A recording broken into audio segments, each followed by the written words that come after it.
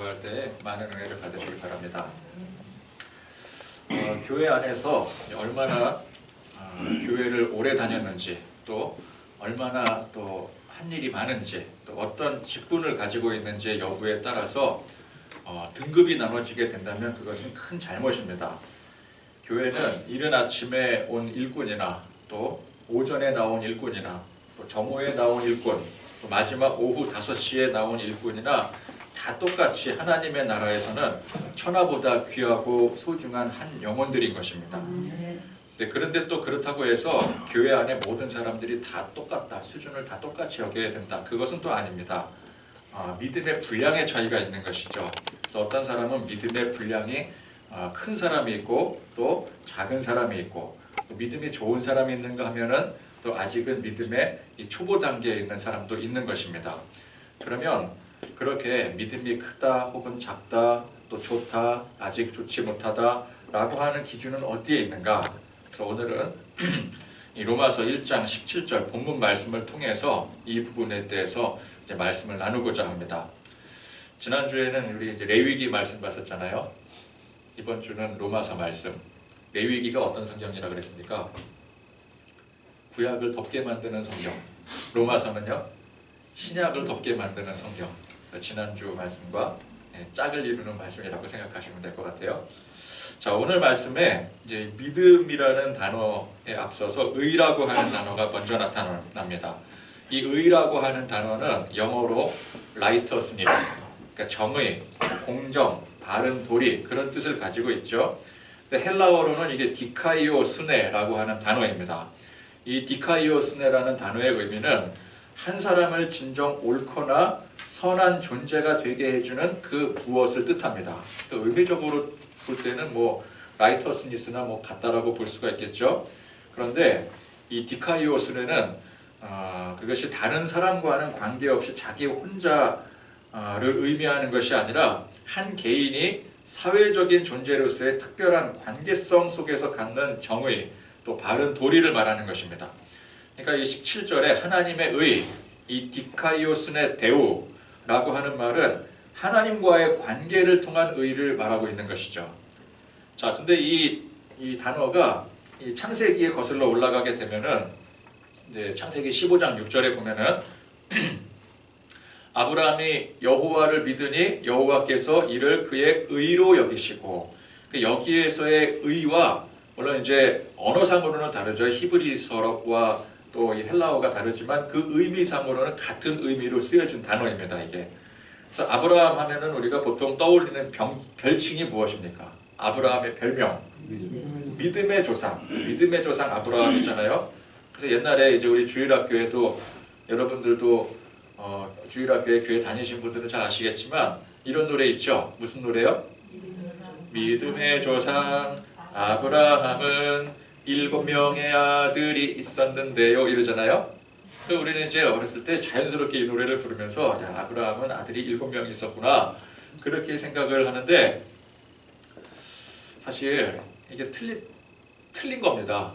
노래를 누가 이렇게 만들었는지 아무 정보도 지식도 없이 그냥 7명의 아들이야, 무슨 뭐 백설공주와 7난쟁이도 아니고 그렇게 만들었는데, 저는 이제 아브라함의 아들은 2명 아니야, 그렇게 생각을 했었거든요. 보통 이제 아브라함의 아들 하면 누구 있죠? 이삭과 이스마엘. 원래는 이스마엘이 먼저인데 그 장자 이제 이어받는 거는 이삭이 받았기 때문에 이삭과 이스마엘, 그렇게 보통 생각을 하는데 틀렸습니다. 정확히 몇 명일까요? 8명입니다. 8명.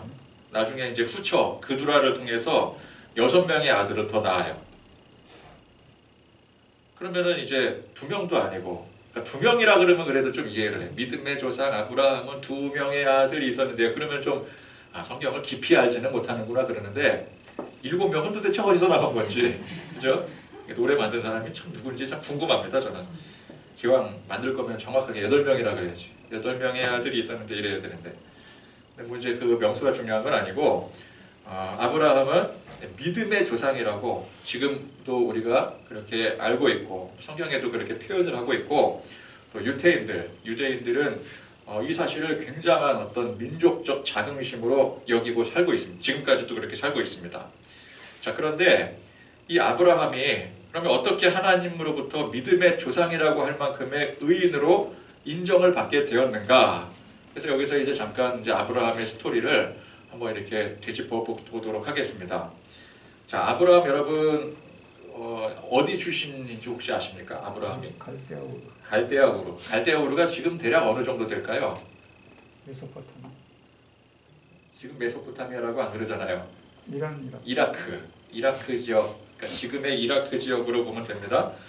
그 이제 이 갈대아 우르, 지금의 이제 이라크 땅에서 이제 아브라함이 아버지 데라와 조카 롯 그리고 아내 사라와 함께 잘 살고 있었습니다. 어떻게 살고 있었을까요? 잘 살았겠죠? 근데 어떻게 잘? 그러니까 뭐 이제 창세기 보면은 하나님께서 친히 그를 불러서 가나안 땅으로 인도하시고 또 아브라함에게 특별히 많은 축복의 은혜를 내려주신 것으로 보아서 야, 아브라함은 아마도 평소 하나님을 지극히 잘 섬기고 열심히 기도하고 묵상하며 그렇게 살았을 것이다. 여러분 그렇게 쉽게 생각하기 쉽죠? 근데 그게 아닙니다. 그는 하나님이 누구신지 어떤 분이신지 또 그런 분이 존재하고 있는지조차 모르고 살았습니다. 아브라함의 과거의 실체에 대해서 이런 식으로 얘기를 하면은 그 민족적 자긍심을 가지고 있는 유태인들에게는 대단한 신뢰가 될 수가 있어요. 아니 어떻게 우리의 믿음의 조상 아브라함을 하나님도 모르고 살았던 그런 우상 숭배했던 사람으로 평가할 수 있습니까? 그렇게 말할 수 있겠죠. 그러나 성경은 사실 이 아브라함의 과거에 대해서 정확하게 가르쳐주고 있습니다. 한번 찾아볼까요? 여호수아서 24장 2절 말씀. 여호수아 24장 2절 말씀.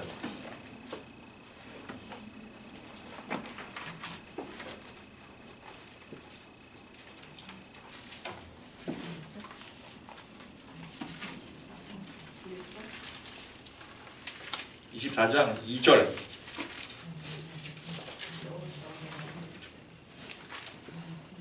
자, 같이 읽겠습니다. 시작. 여호수아가 모든 백성에게 이르되 이스라엘의 하나님 여호와께서 이같이 말씀하시기를 옛적에 너희의 조상들 곧 아브라함의 아버지 나홀의 아버지 데라가 강 저쪽에 거주하여 다른 신들을 섬겼으나. 아멘. 뭐하고 있었다고요? 다른 신들을 섬기고 있었대요.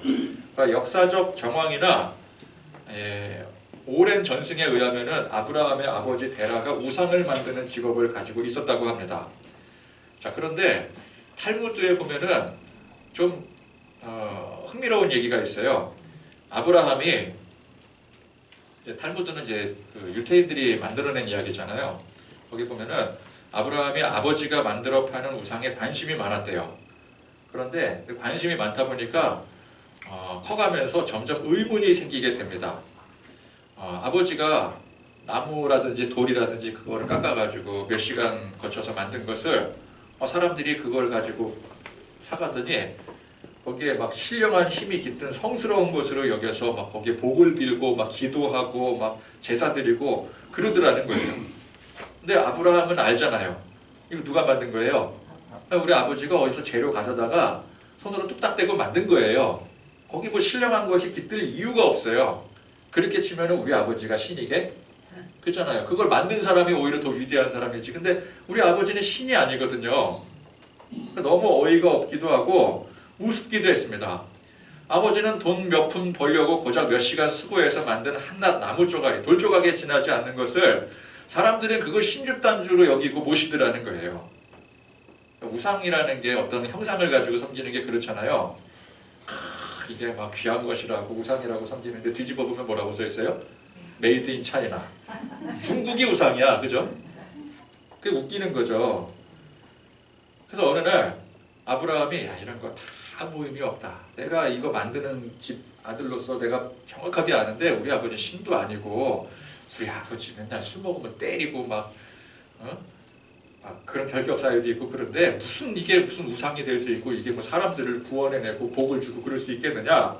그래서 그런 거 아무런 의미가 없다는 사실을 깨닫고 어느 날 밤에 몰래 아버지 공방에 들어가서 그걸 다 때려 부쉈더라는 거예요. 아버지한테 맞아 죽을 각오하고. 그런 일이 있은 후에 어느 날 아브라함에게 드디어 여호와 하나님의 음성이 들렸더라는 것이죠. 여호와께서 이르시되 너는 너의 고향과 친척과 아버지의 집을 떠나 내가 내게 보여줄 땅으로 가라. 자, 요거를 너무 이렇게 의미심장하게 들으시면 안 돼요. 이거는 성경 이야기가 아니라 탈무드의 이야기입니다. 그러면 이제 너무 자연스럽게 스토리가 이어지잖아요. 아브라함이 우상을 철폐하고 나는 우상을 섬기지 않겠어. 난 진짜 신을 찾겠어. 그랬더니 하나님께서 그때 딱 등장하셔서 내가 바로 진짜 신이다. 그러면서 내가 너를 인도하겠다. 그러면 이제 이야기가 자연스럽게 연결되지 않겠습니까?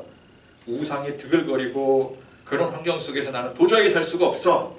그러는 아브라함의 의를 보신 하나님께서 그런 우상의 속을 해서 믿음 지키고 사느라고 참 정말 수고 많았다. 이제 내가 새롭게 예비한 땅으로 너를 보내주고 축복해주겠다. 뭘 보고? 너의 그 의를 보고.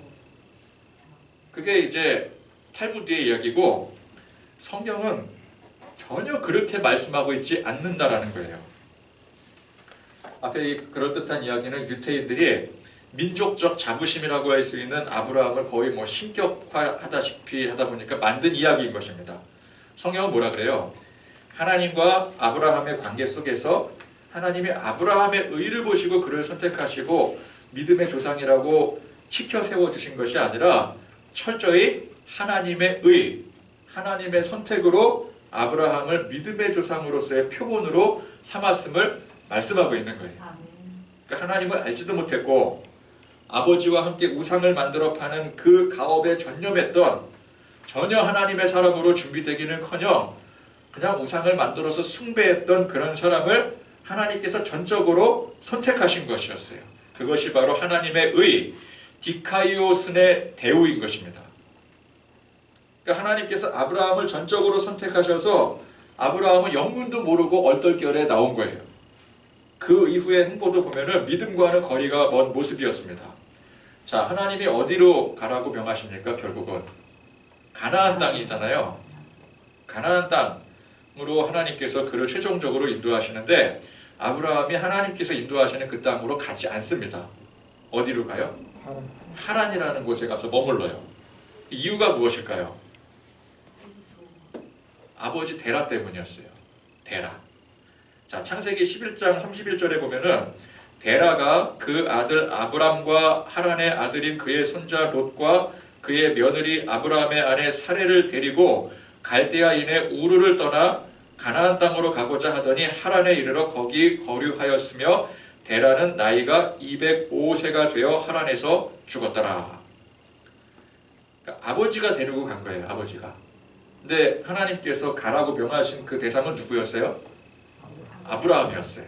아브라함이 하나님의 말씀을 듣고 이제 하나님이 명하신 가나안 땅으로 가야 되는데 중간에 하란에 들른 거예요. 왜? 데라가 너무 늙어서 더 못 가겠다. 여기가 좀 좋은 것 같다. 우리 여기서 살지 뭐 굳이 아무도 모르는 가보지도 못한 그 땅으로 정처 없이 가겠느냐. 내 나이에 이렇게 돼가지고 거기까지 난 못 갈 것 같다. 그러니까 이제 온 가족이 거기에 이제 정착하게 된 거죠. 그러니까 아브라함의 아버지 이 데라가 주체가 된 겁니다. 그러니까 아브라함은 아버지에게는 지극히 효자였던 것 같아요. 탈무드 얘기가 가짜죠. 그러니까 아버지가 만든 우상 다 때려 부쉈다. 이거는 지금 이 얘기랑 연결이 안 되잖아요. 자, 근데 하나님의 뜻이 무엇이었어요? 내가 내게 보여줄 땅으로 가라. 근데 그 하나님께서 보여주시는 땅은 하란이 아니었어요. 그러니까 하란으로 간 건 누구의 뜻이었어요?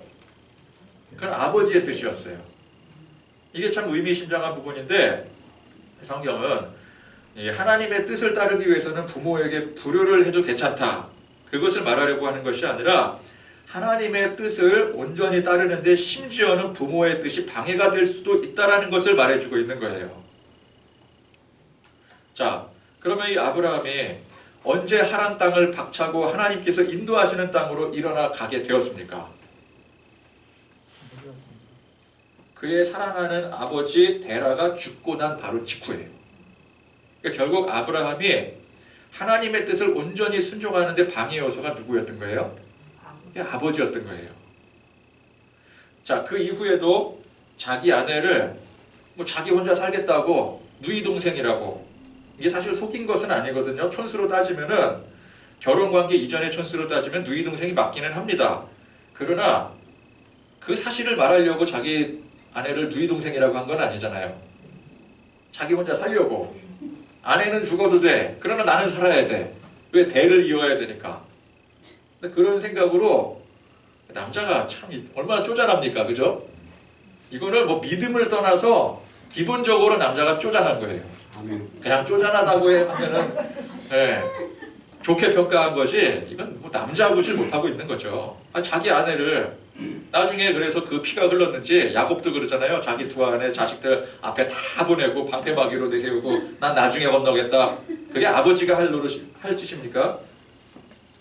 또 아들을 얻는 장면에서도 기다리지 못하고 여종 하가를 통해서 이스마엘을 얻게 되고 서둘러서 이스마엘을 얻잖아요. 그 하나님의 뜻이 아니었거든요. 근데 그런 의미에서 아브라함은 이 민족을 대표할 만큼의 대단한 사람은 아니었다라고 볼 수가 있는 것이죠. 물론 사람인지라 실수할 수 있고, 그런데 민족을 대표하는 게 아니라 이 성경 역사를 대표할 정도의 믿음의 조상이라고 한다면은 그 정도의 어떤 타이틀을 달으려면은 이렇게 실수가 연속으로 나오면 안 되는 거죠, 그죠? 보통 사람이지 이게 믿음의 조상은 아니잖아요. 우리 이해를 한다고요. 이해를 하죠. 나도 실수하고 여러분들도 실수하고 다 실수하는데. 근데 그런 저나 여러분들을 보고 믿음의 조상이라고 그러진 않잖아요. 그죠? 우리 감히 그 믿음의 조상이라고 누군가 타이틀을 우리에게 주려고 하면 우리 그 거부해야죠. 그거는 다른 사람에게 주시고 저는 그거는 아닌 것 같아요. 만약에 누군가가 저한테 목사님은 믿음의 조상입니다. 이 온 인류의 그 믿음을 대표하는 사람입니다. 그러면은 저는 그거 타이틀 못 가집니다. 너무 무거워가지고 감당이 안 돼요. 그죠? 그러니까 아브라함은 적어도 그 타이틀을 가질 사람은 아니었다. 폄하하자는 것이 아니라 그렇더라는 거예요. 사실이 그렇더라는 거예요. 자, 세상에서 말하는 의, 정의의 개념은 옳고 그름에 대한 기준, 어떤 바른 도리입니다. 그러면 그 기준은 누구에게 있습니까? 사람에게 있는 거예요. 그러니까 행위, 어떤 그 사람이 나타내는 행위, 도덕적 관념, 또 의식, 생각 수준, 그 모든 게 그 사람을 나타내는 거예요. 그죠? 그 사람이 기준이 되는 거예요. 사회생활 하면서 인정받으려면은 그 사회에서 정한 일정한 기준에 맞아야 됩니다. 사회적 도리, 사회적 법규, 그래서 그 사회를, 내가 속한 그 사회를 구성하는 사람들이 인정하는 그 규칙을 충족시켰을 때 비로소 그 안에 인정받을 수가 있어요. 여러분들 각자 직장이라든지 뭐 어느 곳에 있든지 간에 거기에 규칙이 있잖아요. 거기에 맞춰야지. 나는 착한 사람이야, 나는 뭐 항상 의로운 사람이야. 그런데 거기서 주장하는 의가 아니라 다른 의를 가지고 주장한다 그러면 거기서 인정 못 받는 거죠. 회사에 취직을 하려면은 그 회사의 내규에 맞는 어떤 대학 졸업장이라든지 토익 점수라든지 입사 시험 성적, 면접 결과, 그런 게 다 있어야 되는 것입니다. 그 모든 것들이 그 사회에서 인정하는 의예요. 하나님의 의는 무엇입니까? 그 의를 결정하는 기준이 각자 사람이나 그 사회에 있는 것이 아니라 오직 하나님께 있는 거예요. 그러니까 아브라함의 이야기를 통해서 말하고자 하는 의는 이 로마서에서 바울이 특히나 강조하고 있는 부분이기도 한데, 하나님의 의는 인간의 행동이나 어떤 결정 혹은 사회적 관념에 근거하지 않고 오직 하나님의 뜻 가운데 근거한다는 것을 말씀하고 있는, 그걸 강조하고 있는 거예요. 아브라함이 믿음의 조상이라는 타이틀을 가질 그 어떠한 근거를 아브라함이나 그 사회적 요소나 어떤 조건에서라도 그걸 찾을 수 없다는 것입니다. 그 근거는 오직 누구에게 있는 거예요? 하나님께 있는 거예요. 하나님의 선택에 있는 거예요. 자, 이 아브라함 이야기에 있어서 가장 중요한 부분은 하나님의 약속입니다. 하나님의 선택이에요. 항상 하나님께서는 먼저 아브라함에게 나타나셔서 앞으로의 갈 길에 대한 약속을 주십니다. 자, 그런데 이 창세기를, 아브라함의 이야기를 잘 보게 되면은요, 이 약속이 점점 발전해 나아갑니다. 처음에는 뭐라 그러셔요? 어떻게 약속을 하셔요? 내가 인도할 곳으로 가라. 장소에 대한 약속이에요. 그 다음에 무슨 약속을 하셔요? 아들에 대한 약속을 주시죠. 내가 너에게 아들을 주겠다. 그 다음에 자손과 민족에 대한 약속. 점점 넓혀져 가는 거죠. 땅에 대한 약속, 그 다음에 후사에 대한 약속. 땅이 아무리 많으면 보여요. 내 후사가 없으면 그 아무 의미가 없는 거잖아요. 그러니까 후사에 대한 약속 점점 커져가는 거죠. 그리고 그 후사에 완전 그 민족적인 후손 장차 그것이 이제 아브라함의 혈통을 통해 오실 메시아에 대한 약속으로 발전해 나가는 거예요. 이걸 뭐라 그래요? 언약의 갱신이라고 합니다. 갱신은 뭐예요? 이전보다 더 나아지는 거잖아요. 그죠? 이전 것 플러스 새 것이 되는 거예요. 그래서 아브라함이 믿음의 조상이라고 하는 말은 그가 뭐 믿음이 너무 좋고 평생을 하나님을 위해 헌신을 했고 나중에는 뭐 독생자 이삭을 하나님 앞에 제물로 바치라는 그런 끔찍한 명령까지 순종했던 그 믿음을 인정받아서 붙여진 칭호가 아닙니다. 이미 그 이전에 하나님이 그를 의로 여기셨어요.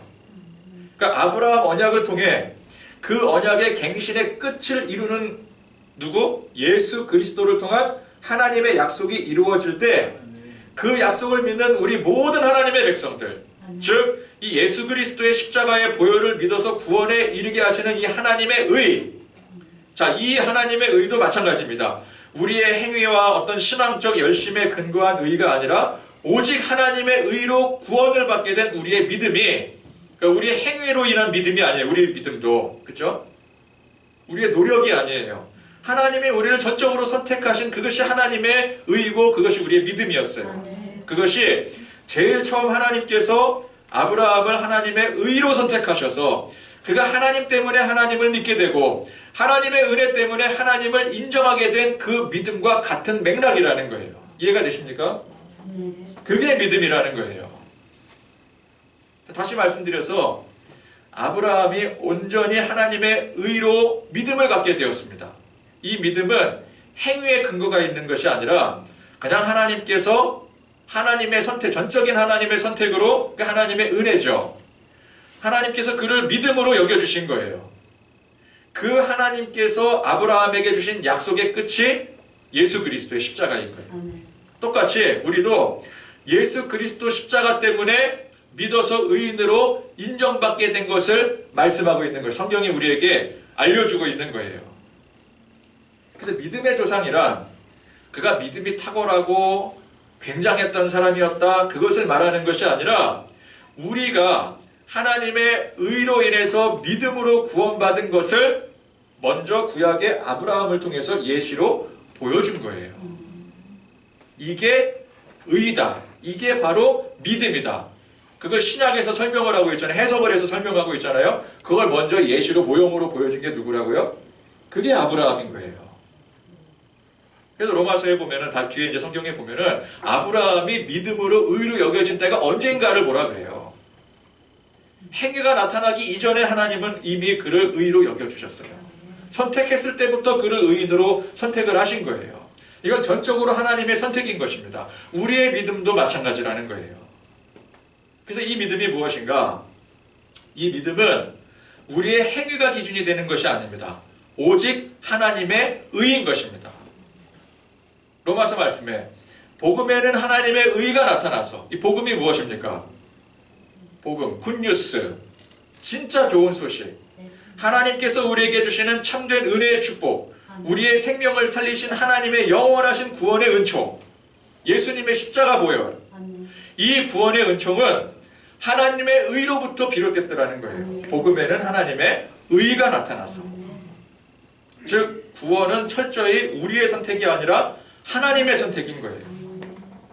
그 다음에 믿음으로 믿음에 이르게 하나니, 자, 여기서 말하는 믿음이 어떤 믿음이라고요? 그냥 우리가 그냥 목청껏 소리 높여서 막 믿습니다 아멘 막 그런다고 해서 생기는 믿음이 아니라 다 잘 될 줄 믿습니다.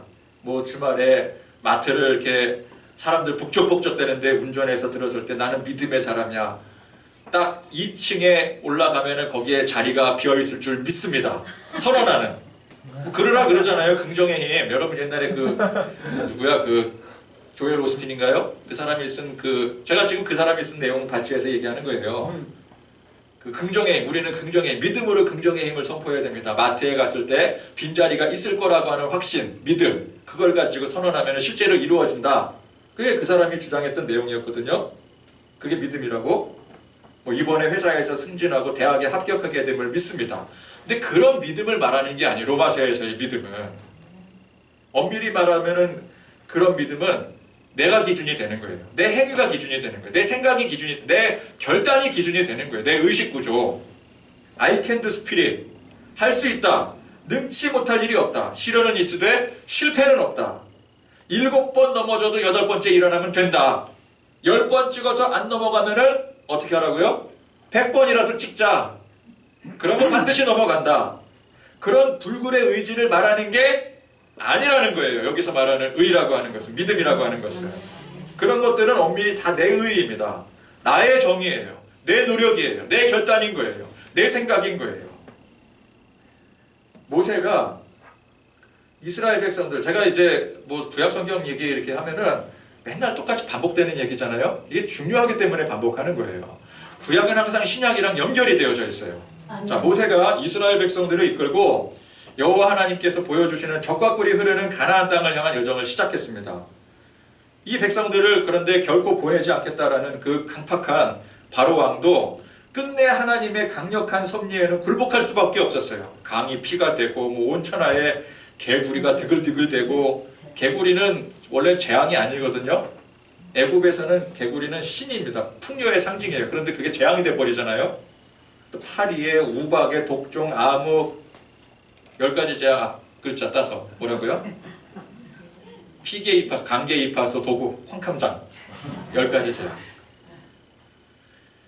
자, 그래서 어떤 마지막 장자의 장자까지 죽임을 당하는 그 판국에 아무리 뭐 애굽에서 신으로 받들여지고 전 그 세계를 통치하는 바로라고 할지라도 이걸 어떻게 버틸 수가 있어요. 그죠? 그래서 이제 이스라엘 백성들을 놔줍니다. 가라. 제발 내 눈앞에서 사라져라. 그래서 이제 이스라엘 백성들이 모세의 지도하에 모두 애굽에서 빠져나와 이제 홍해 바다를 앞두고 거기를 어떻게 건너야 되지? 그리고 고민을 하고 있었는데, 근데 그 사이에 이제 바로가 또 마음이 바뀌어지잖아요. 그래서 어떻게 해요? 엄청난 자기의 군대를 다 보내서 추격을 합니다. 잡아오든지 죽이든지 해라. 근데 앞에는 이제 홍해 바다가 가로막고 있고 뒤에는 바로 왕의 군대가 밀려드는 그런 절제절명의 상황. 성경은 뭘 말하고 있는 거예요? 여기서 이스라엘이나 모세가 할 수 있는 행동은 아무것도 없다라는 것이죠. 그냥 죽기를 기다리는 것 외에는 아무것도 할 수 없는 절망적인 상황이라는 것입니다. 근데 이게 우리의 죄의 문제가 이와 똑같아요. 앞으로는 홍해 바다, 뒤로는 애굽 군대가 에워싼 것처럼 그 어떤 방법으로도 해결이 불가능한 것이 우리 죄의 문제인 것입니다. 어떤 사람은 착한 일 많이 하면 돼. 선한 업적을 많이 쌓으면 그 공덕을 인정받아서 뭐 하나님이 있건 뭐 누가 있건 간에 극락을 가건 나중에 다 축복을 받게 되는 거야. 그렇게 해서 열심히 노력하는 사람들이 있죠. 그렇게 해서 죄의 문제를 해결하려고 합니다. 착하게 살려고 애를 쓰고, 그래서 종교 생활도 열심히 하고 기부도 많이 하고 선행도 많이 하고 합니다. 자, 그런데 그러면 도대체 얼마만큼 열심히 해야지 그 죄의 문제를 해결할 수 있을까요? 선에 도달할 수 있을까요? 어떤 선에 도달하기 위해서 그렇게 열심히 살아가잖아요. 그러면 얼마큼 해야지 그 선에 도달할 수 있을까요? 얼마큼 해야지 그 우리 인생을 얽매이는 그 죄의 문제에서 자유로워질 수 있을까요? 여기에 아무런 기준이 없어요. 돌을 닦는 분들한테 한번 물어보세요. 어느 정도까지 돌을 닦으면 됩니까? 돌을 닦는 본인도 몰라. 모르니까 계속 닦고 있는 거예요. 면벽 참선하는 사람한테 물어보세요. 언제까지 참선을 하면은 본인이 생각하고 있는 뭐 죄의 문제라든지 아니면 선한 어떤 그 기준이라든지 그거를 만족할 수 있겠습니까? 그럼 뭐라 그래요? 그렇게 물어보는 그 네가 한심하다 그러면서 이거는 뭐 아무도 모른다 뜬모를 말 뭐 짓거리잖아요. 그죠? 자기도 모르는 거예요. 기준이 없다라는 얘기죠. 그저 막연하게 이렇게 노력하다 보면 언젠가는 해결되지 않을까. 그런 바람으로 나가는 거예요. 근데 성경 뭐라 그래요? 그런 노력을 아무리 한들 이 죄의 문제는 눈꼽만큼도 해결되지 않는다라고 하는 아주 절망적인 통보를 우리에게 내리고 있습니다. 인간의 노력으로는 죄의 문제를 조금도 해결할 수 없다. 혹은 선에 이를 수 없다. 그걸 알면은 면벽 참선하겠습니까? 돌을 닦겠습니까? 그냥 하산해야죠. 안 되는구나 그러고. 그걸 알면 앞에는 홍해바다, 뒤에는 애국군대. 방법 있습니까? 방법 없어요. 이 상황은 오직 하나님의 방법, 하나님의 의가 아니고서는 해결이 도무지 되지가 않는 상황입니다. 우리의 죄의 문제는 아브라함을 선택하시고 그에게 약속하신 하나님의 독생자이신 예수 그리스도가 십자가가 아니고서는 해결할 수가 없는 거예요. 그 하나님의 의를 인정하고 따르는 것이 그게 믿음인 거예요. 할 수 있습니다. 뭐 내가 원하는 대로 하나님이 해주실 것을 믿습니다. 그게 믿음이 아니라고요. 하나님의 디카이오스네가 곧 예수 그리스도의 십자가의 증표인 것입니다. 세상은 삶을 살아가는 사람들 각자의 노력, 의지, 헌신, 열정 이런 것들을 매우 중요한 가치로 굉장히 중요하게 여겨요. 그런 것들이 합쳐져서 믿음을 만들어냅니다. 할 수 있다. 하면 된다. 교회 안에도 그런 요소들이 당연히 중요한 요소로서 믿음의 중요한 토대를 만들어가고 있습니다. 열심히 기도하면 되고요. 능력을 갈고 닦아서 해야 되고 이런저런 것도 안 되면 뭘로라도 돈으로라도 헌금을 많이 내서라도 그래서 옛날에는 헌금을 많이 내서 면죄부를 만들어서 팔았잖아요. 그죠? 그게 뭐야? 내가 행위로 안 될 것 같으면 돈이라도 내라. 그거죠. 그게 옛날에만 그랬습니까? 지금도 그렇죠. 지금도. 몸으로 헌신 못할 것 같으면 돈이라도 내세요. 그럼 이제 헌금 많이 하면 또 우대해 주잖아요. 하다못해 반복적인 노력이라도 하고 뭐 의미도 없어요. 의미도 없는데 무조건 반복을 하는 거야. 그러면은 뭐 지성이라면 뭐라 그러죠? 지성이라면 감천이라고 하늘도 우리를 축복하지 뭐 이러면서 반복적인 노력, 의미 없는 반복적인 노력도 하는 거예요. 안 되면 되게 하라. 그 정신으로 열심히 신앙생활을 해왔습니다. 근데 여러분 이게 뭐랑 비슷한 줄 아세요? 유대인도 율법주의랑 비슷한 거예요. 율법 항목 하나하나 규정해 가서 그거 지키는데 목숨 걸고 그러니까 행위의 노력으로 치면은 유대인들이나 우리나 똑같아요. 비슷해요. 근데 정작 그게 믿음이 아니라는 것입니다. 기독교에서 가장 중요한 게 뭐예요? 믿음이잖아요. 믿음. 믿음 없이는 구원을 못 받아요. 그래서 우리 첫째가 믿음이에요. 그죠? 그래서 믿음, 소망, 사랑 중에 제일은 사랑이라 그러지만 그 첫째가 뭐예요? 믿음이에요. 믿음. 믿음이 없이는 사랑도 없는 거예요. 오직 의인은 믿음으로 말미암아 되는 것입니다. 성경에서 가장 강조하는 게 믿음. 교회에서 제일 중요한 게 믿음이에요. 그런데 그 중요한 믿음에 내 의지라든지 노력이라든지 결단, 행위 이런 것들이 조금도 들어가지 않는다는 것이죠. 오직 하나님의 은혜인 것입니다. 예수님의 십자가 보혈의 공로인 것입니다. 그걸 믿는 거예요. 우리는. 예수님의 십자가 보혈 아니면 우리는 죽었다 깨도 이 믿음을 가질 수가 없습니다. 내가 노력한다고 믿음을 가질 수 있는 게 아니에요. 믿음은 그런 게 아니거든요. 예수님께서 주신 십자가의 복음을 믿는 것 또한 중요한 믿음인데 그 십자가를 믿는 그 믿음조차도 우리의 생각이나 판단이나 노력으로 얻어지는 게 아니에요. 우리 안에 성령님을 보내주셔서 성령님께서 우리 가운데 우리의 문을 여시고 우리로 하여금 믿게 만들어주시는 거예요. 내 의지가 아니라고요. 내 선택이 아니라고요. 우리는 내가 선택해서 교회 나오고 내가 선택해서 예수 믿어서 그렇게 말할지도 모르겠지만 그건 사실은 내 선택이 아닌 거예요. 하나님의 선택이신 거예요. 그러니까 믿음이란 내 뜻, 내 생각, 내 행위, 내 준비와 전혀 상관없이 하나님께서 어떤 방법으로 인도하시든 내가 그 하나님의 뜻을 따르겠습니다. 내 의가 아닌 하나님의 의를 믿고 온전히 따르겠습니다. 그렇게 고백하는 게 그게 믿음인 거예요. 그래서 기록된 바 오직 의인은 믿음으로 말미암아 믿습니다. 열심히 하겠습니다. 열심히 했습니다. 제가 이 정도면 인정받을 만합니까? 그래서 인정받는 게 그게 믿음이 아니에요. 그게 믿음이 아니라는 것을 단적으로 보여주는 성경의 대표적인 구약의 사건이 뭐예요? 아브라함을 통한 하나님의 언약 체결 과정이었던 거예요. 그러니까 아브라함의 이야기는 단순히 그냥 이스라엘의 역사 이야기가 아닙니다. 믿음이 뭔지를 먼저 구약을 통해서 보여준 사건인 거예요. 그 언약이 뭐라고요? 예수 그리스도의 십자가 언약인 것입니다.